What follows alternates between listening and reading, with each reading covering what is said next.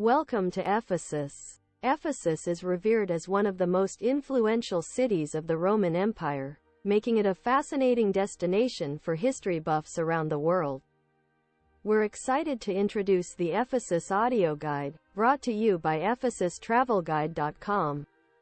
This handy audio guide is designed to give you a taste of Ephesus, providing you with limited but useful information about one of the most fascinating ancient cities.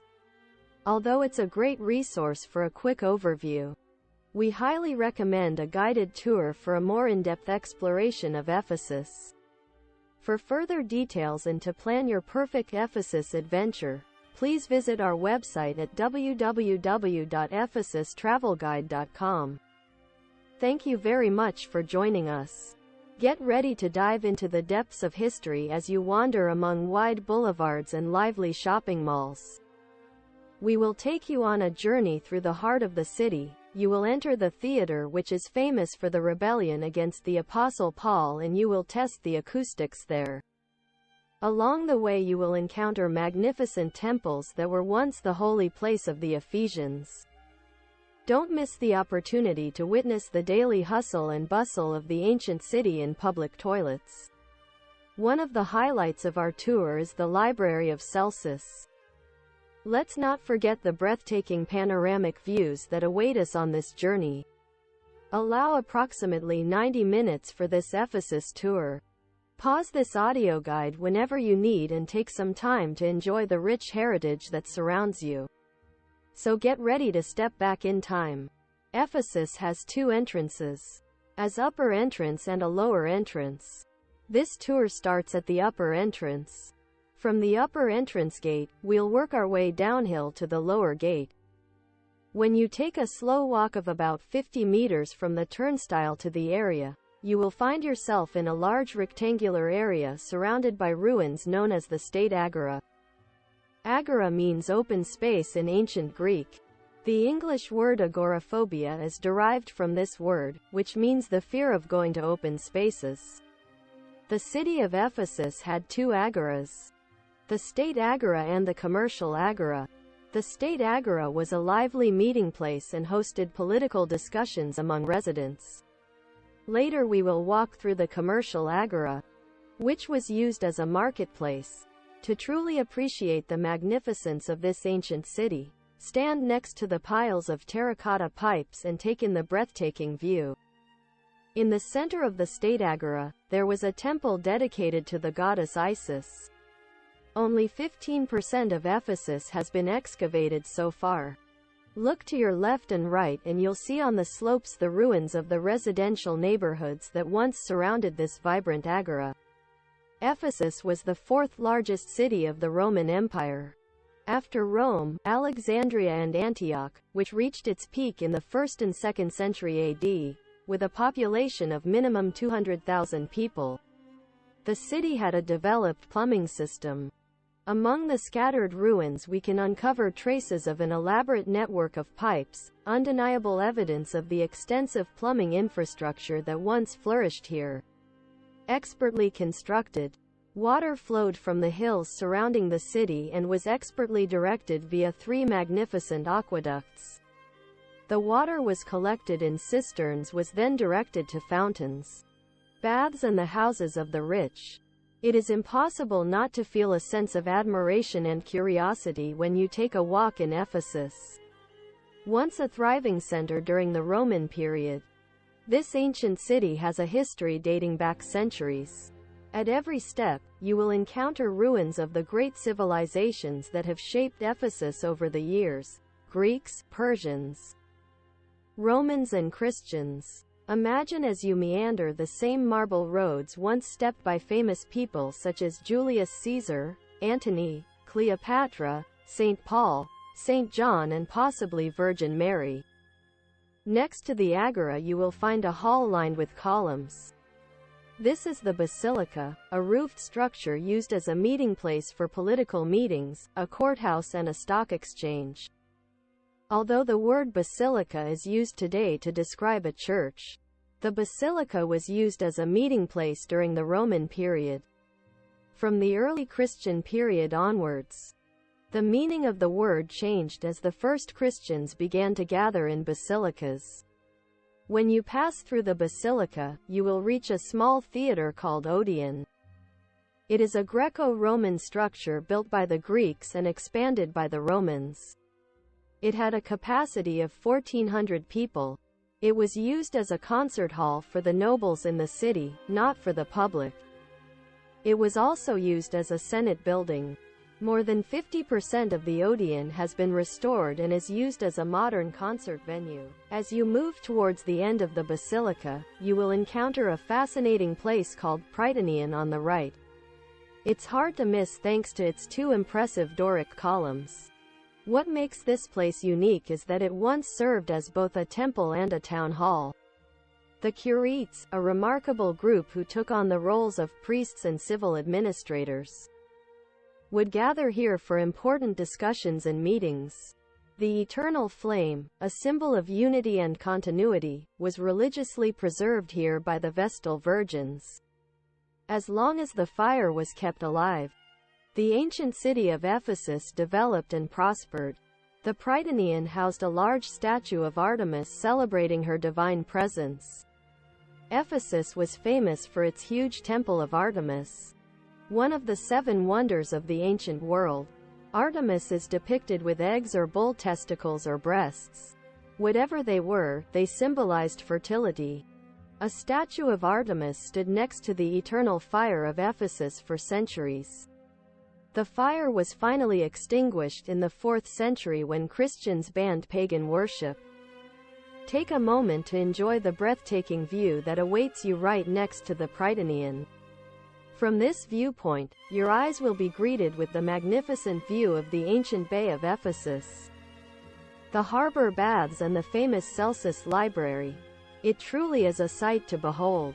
The roots of this fascinating city date back to 1000 BC, when it was first settled.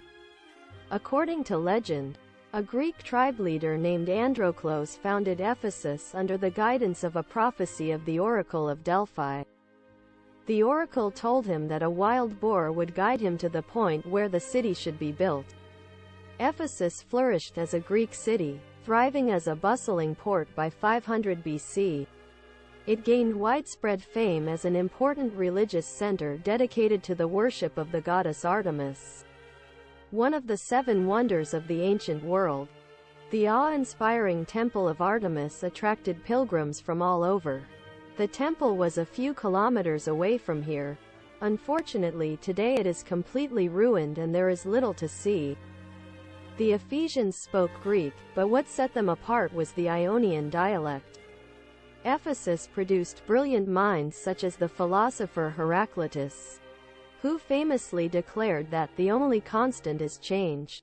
The Ionians made significant contributions to architecture by creating Ionic-style Greek columns adorned with elegant, scroll-like capitals.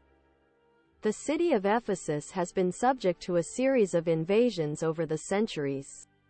From the Lydians to the Persians, and even from the mighty Alexander the Great to the Romans, the city's fate seemed to constantly change hands. Standing on the grounds of Ephesus, it is fascinating to think about how the physical landscape has changed over time. The city's river, the Meandros River, played a very important role in shaping its history. Its winding path inspired the word meander, meaning to wander. The ever-changing flow of the river brought both prosperity and hardship to the city, because the silt-laden waters gradually clogged the once bustling harbor. While the Aegean Sea was hitting the gates of the city during the heyday of Ephesus, now the ancient port stands 5 miles away from the sea. Walk towards Domitian's Square from the Sacred Ramp, about 50 meters away. As you walk downhill you will notice fascinating traces of Roman engineering. Believe it or not, the drainage pipes under the road were actually used to keep sewage and runoff flowing.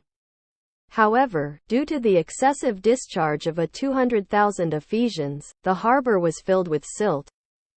Keep your eyes peeled for metal rings on the road. It is believed that they were used to hold the lampposts that were set up each night. You will also notice that the street stones are specially designed with an interlaced pattern, allowing the sandals to grip better when wet. You will see 2 stone pillars. These pillars have beautiful carved reliefs that aid orientation. One of them is the statue of Hermes, god of merchants, overlooking the market. The other facing the pharmacy is a carving of Asclepius, symbolizing medicine. Ephesus was filled with merchants, sailors and pilgrims who came from all corners of the world and spoke many languages. These pictograms became a lifesaver for those coming from distant places, helping them find their way around the city. When you turn left and enter the square, you will find yourself surrounded by the important buildings and monuments of Domitian Square. To the left stands tall and impressive arch that once served as a public water fountain. Directly in front of you is the Temple of Domitian. Although little remains today, this temple was quite large, standing 2 stories high and covering an area the size of a football field. Some ruins of the temple's facade, decorated with statues on several columns, still survive. Domitian was a brutal Roman emperor who persecuted many Christians in Roman cities, including Ephesus. He also exiled Saint John to the nearby island of Patmos. Saint John wrote the Book of Revelation there. Opposite the Temple of Domitian you will find the ruins of a monument to the hero Memnius. An intricately carved relief detailing his remarkable achievements is displayed here. Also note the remarkable carved stone known as the Nike frieze, which once adorned a gate. This stone depicts the Greek goddess of victory presenting a triumphant wreath to the conquering Romans. When you return to the sacred ramp, take a slow walk downhill for about 30 meters until you reach the Gate of Hercules. This important point symbolizes the transition from the sacred ramp to Quirites Street. To ensure the safety of pedestrians, this gate was designed to be narrow enough to prevent horse-drawn carriages from passing. Just before reaching the gate, pay attention to the remains of the road branching off to the left. Take a look around and you can see parts of the original arch that once greeted pedestrians. It's an exciting sight that archaeologists hope to one day reassemble. Now, while standing to the right of the door, walk a few steps towards a small perch. From this angle, you will encounter a breathtaking view that provides the perfect opportunity for an unforgettable photo. I highly recommend pausing your audio guide for a moment and enjoying the beauty of this panoramic view. Gate of Hercules dates back to the Roman period. During the Roman Empire, Ephesus grew and reached its peak. In 27 AD, Emperor Augustus declared Ephesus the capital of the Asia province. This decision not only solidified the city's importance, but also brought tremendous prosperity and cultural growth. The Romans expanded the port's commercial trade, which included the slave trade, into the vast Roman Empire. Ephesus, the city of splendor and wealth, was full of life and attracted citizens from all over. In the 1st century AD, this remarkable city featured dazzling marble buildings and majestic monuments. It was the city's fame that persuaded some of Jesus' early followers to come here. St. Paul, who came to Ephesus around 53 AD to participate in missionary work and even write his first letter to the Corinthians. St. John, probably accompanied by Virgin Mary herself, arrived just 5 years after the crucifixion of Jesus Christ in 38 AD, with the sole purpose of spreading Christianity throughout the Roman province of Asia. As you pass through the majestic Gate of Hercules and begin your descent along the Quirites Street, take a moment to look downhill at this iconic gate. Named after the legendary hero of Greek and Roman mythology, the Gate of Hercules stands proudly adorned with his signature lion skins. As you slowly walk along Quirites Street, you will notice a large water basin 50 meters away on the right. Imagine Romans elegantly wearing togas and be transported to the vibrant life that once thrived in this Roman metropolis. Imagine shops along the street with cozy houses located on the second floors. Ahead was a series of pedestals that proudly held statues that once honored respected citizens. The bubbling fountains and arches adorning the landscape attract your attention. Columns gracefully support a covered sidewalk, inviting pedestrians to take shelter from the sun. In the cool shade of the arcades, locals and visitors alike could be seen coming together, enjoying each other's company and playing lively games. You will encounter Trajan's fountain on your right. This iconic structure served as a fountain, providing citizens with a source of water. Once upon a time, this fountain was adorned with a majestic statue of the famous Roman Emperor Trajan. Wealthy Romans had the luxury of indoor plumbing. Fountains like this served as the primary source of water for ordinary people. Be sure to admire the intricate carving of Trajan with his foot on a globe, symbolizing his supposed domination over the world. By the way, pay attention to the tiny holes at the bottom left of the fountain. These ingenious openings allowed the Ephesians to release a refreshing stream of water to cool and cleanse their beloved town by simply uncorking the fountain. Cross the street and take a moment to see the breathtaking mosaic pavement stretching. This beautiful sidewalk was once part of a large stoa, a covered walkway lined with luxury shops. These shops were probably designed to appeal to the wealthier members of society. Cross the street and visit the bath complex on the right. When you step inside, be prepared to be transported back in time to the days of ancient Rome. Roman baths were simply remarkable and were much more than places to wash. The complex was divided into various rooms, each serving a specific purpose. First there was the changing room. From there, you would head to the hot steam room known as the caldarium to work up a sweat and cleanse your body. For a refreshing dip, the frigidarium offered a cold pool experience. If you were in the mood for relaxation and friendly conversation, the tepidarium was the place to go. These baths were true marvels, similar to today's health clubs, with exercise areas, swimming pools and socializing areas. Next is Hadrian's Temple. This beautiful structure is adorned with stunning Corinthian columns that give it a magnificent and regal look. As you approach, your eyes are drawn to the main arch, known to the Romans as Fortuna, where the keystone displays Tyche, the goddess of fortune and destiny. It's fascinating to see mythology combined with art and architecture.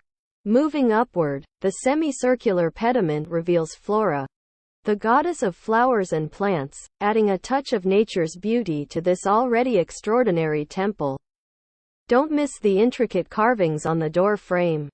It is believed that the eggs depicted on the stone symbolize fertility and represent the continuation of life.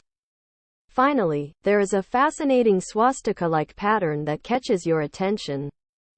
Interestingly, it may symbolize the Meander River, which is known to bring prosperity to the city, or even the rising sun, symbolizing the promise of good luck.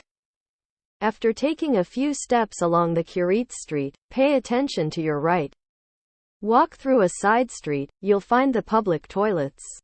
A U-shaped men-only toilets with comfortable marble seating facing to an open-air courtyard. Since not everyone could afford to have a private bathroom at that time, the people of Ephesus met their bathroom needs here. In fact, visiting the public toilets was considered a social event, and this private room could accommodate a group of approximately 48 men. There was a wooden roof just above the seating area, and they used sponge sticks instead of toilet paper. You can actually see how the toilet seats are specifically cut to accommodate these sticks.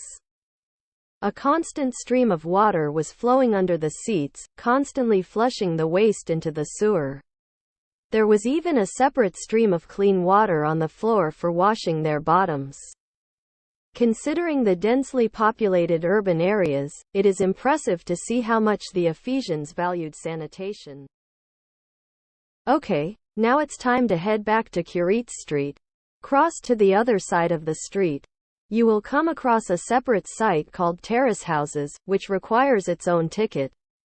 Believe me, It is definitely worth paying a little extra money to visit this extraordinary place.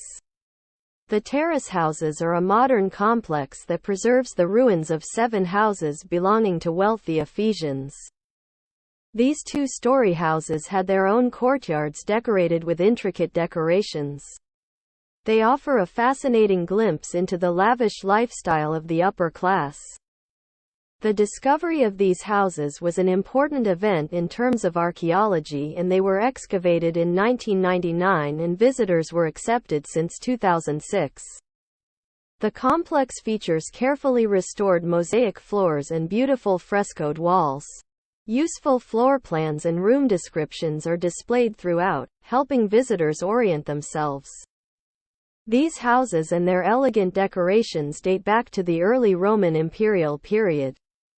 They adhere to the traditional Roman floor plan, featuring an open courtyard surrounded by columns with rooms arranged around it. Typically, the ground floor housed the living and dining areas, while the bedrooms were located upstairs. The walls facing the street had no windows, protecting residents from outside dust, noise, and sunlight. Meanwhile, the inner courtyard was left exposed, creating a refreshing oasis and improving the ventilation of the house. This is a design concept still used today in warm climates around the world. Under the ground of the courtyard lies a cistern which collects rainwater to meet the needs of the house. This is an old system that even now has practical applications.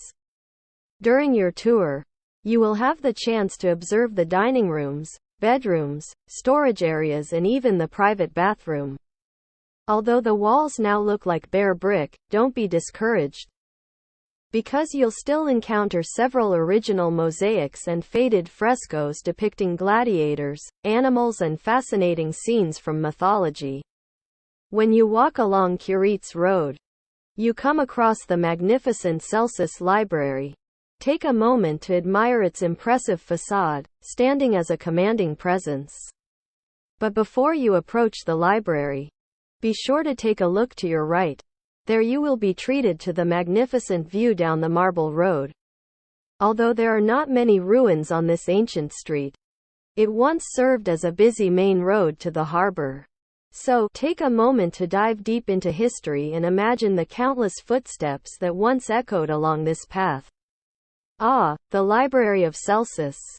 A sight to behold. This remarkable Roman ruin stands as a symbol of Ephesus' glorious days. When you look at its impressive structure, it is impossible not to be amazed by its magnificence. It had a very important place as the 3rd largest library of the ancient world with its magnificent collection of 12,000 volumes. Its name is a tribute to Celsus, a governor of the province, whose son built this magnificent building as a mausoleum in his honor in 123 AD. The library's facade, a true masterpiece, is 2 stories high. When you step inside, you step back in time, imagining the library's best times. The once shining marble walls and floors have now been replaced by the brick structure below. But imagine the grandeur that once filled this space, with plenty of light streaming in from large east-facing windows basking in the morning sun. A 1-meter gap between the interior and exterior walls facilitated air circulation to protect sensitive documents. The Egyptians restricted the export of their famous papyrus, the Romans, never shying away from these difficulties, invented a new material called parchment, made from dried animal skin. This innovation led to the birth of books as we know them today, in which sheets of parchment were stacked and bound. When you exit the library, turn your eyes to the left. There you will see an engraved image of the menorah, a Jewish candlestick. This glimpse into the Jewish presence in Ephesus, alongside the dominant cult of Artemis and the Greco-Roman gods, is fascinating. Although the exact location of the synagogue remains elusive to archaeologists, the peaceful coexistence between Jews and the predominantly pagan society is evidence of their harmonious relations. But Christians, ever eager to convert non-believers, encountered more resistance in their quest for acceptance. As you descend the remaining steps of the library, you cannot help but appreciate the rich history that Ephesus encompasses. Let's continue from the Celsus Library.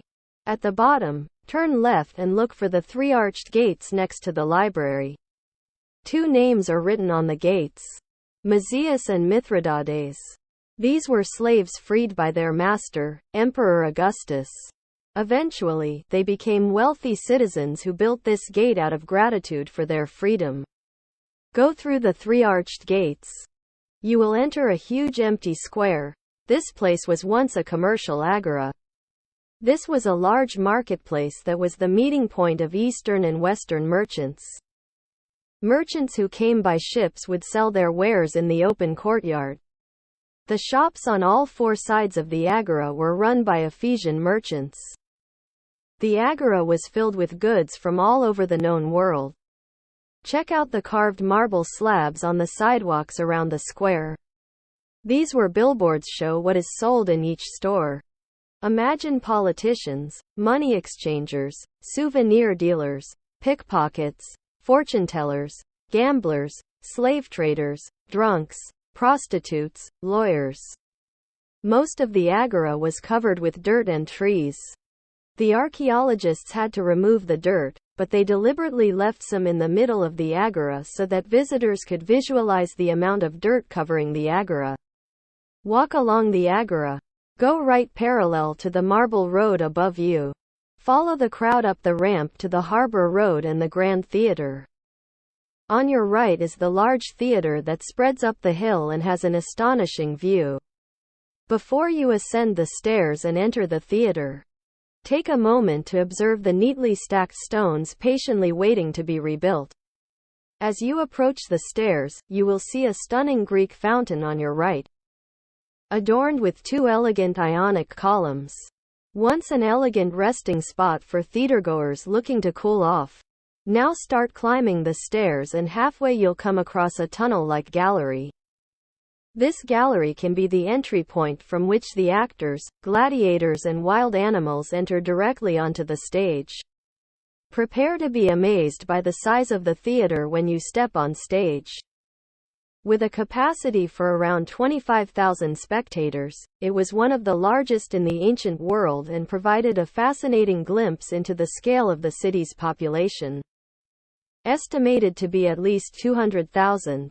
Despite the partial ruin, the theater's acoustics remain impressive, allowing people to make their voices heard without the need for a microphone. Even in the highest seats, the seating arrangement consisted of 66 rows, each reserved for a specific class of Roman society.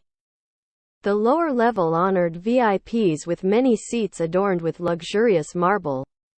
Middle-class Ephesians, who constituted the majority of Roman citizens, occupied the upper floor seating. Lower classes, free men and women, and foreigners also found a place in the uppermost seating area. Built by the Greeks in the 2nd century BC, the theater was later developed and modified by the Romans to suit their unique style of entertainment. The Romans added a raised stage and a backdrop and increased the height of the stage wall to a staggering 60 feet. These changes improved the acoustics. Now let's turn our attention to the orchestra in front of the stage. The Romans surrounded this area with a protective wall that served as a shield for spectators during gladiator fights.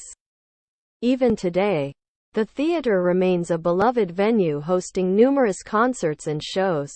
Famous musicians such as Sting, Ray Charles, Julio Iglesias and Diana Ross graced the stage. Although concerts are now held on a smaller scale to avoid structural damage that could be caused by large crowds, the appeal of the theater remains.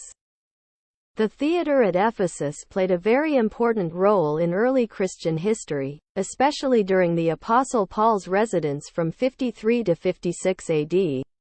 An influential preacher, Paul preached at the local synagogue and devoted much of his time to spreading Christianity. Pagan idol carvers and worshippers of Artemis strongly disapproved of Paul's intervention and incited an angry mob, as described in Acts chapter 19. They gathered in the theater and chanted, "Artemis is great," they shouted. In the following centuries, Christianity gained importance in Ephesus and the Roman world. The city has always maintained a strong Christian community. Some believe that Ephesus may have been home to two important figures of Christianity, the Apostle John and the Virgin Mary, mother of Jesus. According to the narratives in the Bible, Jesus entrusted the care of his mother to John on the cross, and it is estimated that John brought Mary with him when he came to Ephesus. It is said that he eventually settled on the slope of a hill near Ephesus, now known as the House of Virgin Mary. Interestingly, the connection of this ancient site with the mother goddess Artemis and later with Mary, mother of Jesus, is considered by some historians to be more than a coincidence. Step back outside the theater. Stop at the top of the steps that we climbed earlier to enter the theater. Look down the big road that once led to the sea. Harbor Road. In ancient times, most visitors entered Ephesus on this road, which linked the city and the harbor. It made a powerful first impression, a wide marble-paved road lined with luxury shops, and lit with 50th Street lamps. The shops along the way sold a dazzling array of goods from all around the world. This was the street for ceremonial processions. Ephesus flourished as a thriving city under Roman rule in the 1st and 2nd centuries AD. Unfortunately, as the Roman Empire collapsed, so did Ephesus. In 262 AD, a devastating earthquake and subsequent tsunami hit the city, leaving destruction. Unfortunately, Ephesus suffered further misfortune in 263 AD when the Goths invaded and sacked the already weakened city. From that moment on, Ephesus struggled to recover. After the 4th century AD, the Byzantine Empire dominated the city. The harbor continually filled with sediments, eventually leading to its closure in the 7th century. As the port was filled, trade decreased and caused the decline of the city. As if that wasn't enough, the surrounding area became a swamp, encouraging the spread of mosquito-borne malaria that ravaged the population. The survivors later settled in the nearby districts of Selçuk and Kusadasi. Tragically, earthquakes contributed to the destruction of the city, causing the once prosperous Ephesus to be buried and forgotten. It is noteworthy that modern scientific advances have reignited the revival of ancient Ephesus. Ephesus, which has become one of the largest undiscovered ancient cities in the world as a result of the extensive excavations carried out by Austrian archaeologists in the last 120 years, has only been revealed 15% of its magnificence to date. Originally founded as a Greek center dedicated to Artemis, Ephesus rose to prominence as a leading Roman port, enduring a period of neglect and burial due to centuries of silting. Fortunately, with the help of modern science, the magnificent treasures of ancient Ephesus are slowly being unearthed and restored to their former glory. You can now proceed to the lower gate, where you can exit from the site. We would like to extend our heartfelt gratitude for accompanying us on this captivating journey through Ephesus.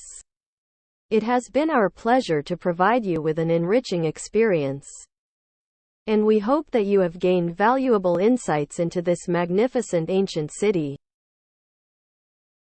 For more in-depth information and to plan your Ephesus adventure, please visit our website at www.ephesustravelguide.com. There, you will find comprehensive details and resources to ensure your visit to Ephesus is nothing short of perfection. Thank you once again, and we look forward to assisting you further with your exploration of this remarkable destination.